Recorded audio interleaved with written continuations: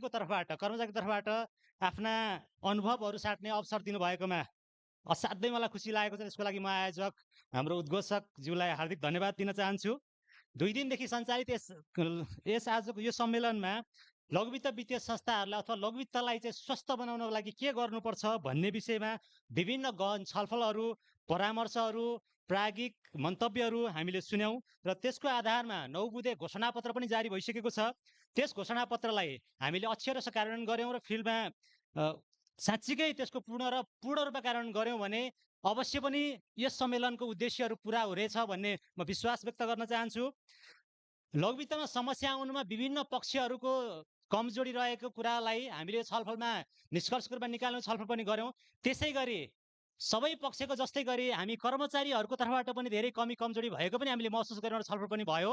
त्यस्ता कमजोरीहरूलाई महसुस मात्र गरेर त पुगेन होला, त्यसलाई सुधार गरे पछाडि चाहिँ हाम्रा कमजोरी सुधार गरेर चाहिँ सदस्य केन्द्रित, उद्यम केन्द्रित र स्वस्थ लघुवित्तको अभ्यास गर्ने उत्प्रेरणा मिलेको छ यो सम्मेलनबाट।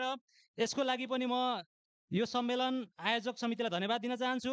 त्यसै गरी यस सम्मेलनमा हामीले सदस्यका मनका कुरा सुन्यौँ। विभिन्न प्राज्ञिक सत्रहरूमा लघुवित्तको वर्तमान अवस्थाहरू, समस्याहरू, चुनौती, सम्भावनाका विषयमा पनि गहन रूपमा छलफल भयो र त्यो छलफललाई पूर्ण रूपमा कार्यान्वयन गर्ने हामी यो कर्मचारीको तर्फबाट कार्यान्वयन गर्ने कर्मचारीको प्रतिनिधित्व भएर म अगाडि उभिएको हुनाले प्रतिबद्धता पनि व्यक्त गर्दछु र यो लघुवित्त क्षेत्रको सम्पूर्ण सरकारवालालाई समेटेर यो भव्य सम्मेलनको आयोजना गर्नुभएकोमा र यो सफल रूपमा सम्पन्न भएकोमा म आयोजक समितिलाई पूर्ण एकचोटि धन्यवाद दिँदै बिदा चाहन्छु। धन्यवाद। धेरै धेरै धन्यवाद सुमन श्रेष्ठज्यू। र अबको पालो अनुभव र मार्गदर्शनको। आफ्ना सारगर्भित विचारहरू राखिदिनु हुनुको लागि म अब हाम्रा विशेष अतिथिज्यूहरूलाई अनुरोध गर्न चाहन्छु। सर्वप्रथम म यस पोडियममा आमन्त्रण गर्न चाहन्छु हाम्रा विशेष अतिथि पूर्व गभर्नर श्री दिपेन्द्र बहादुर छेत्रीज्यूलाई।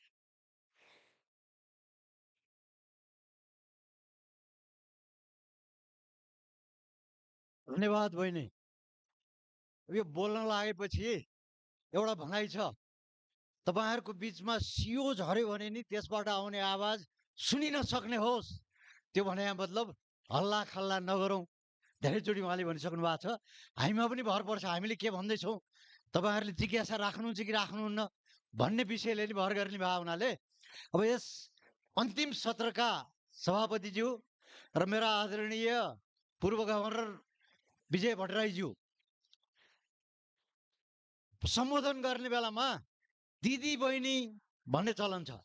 मलाई लाग्छ म 4 20 पुग्न लागिसके मान्छेले दिदी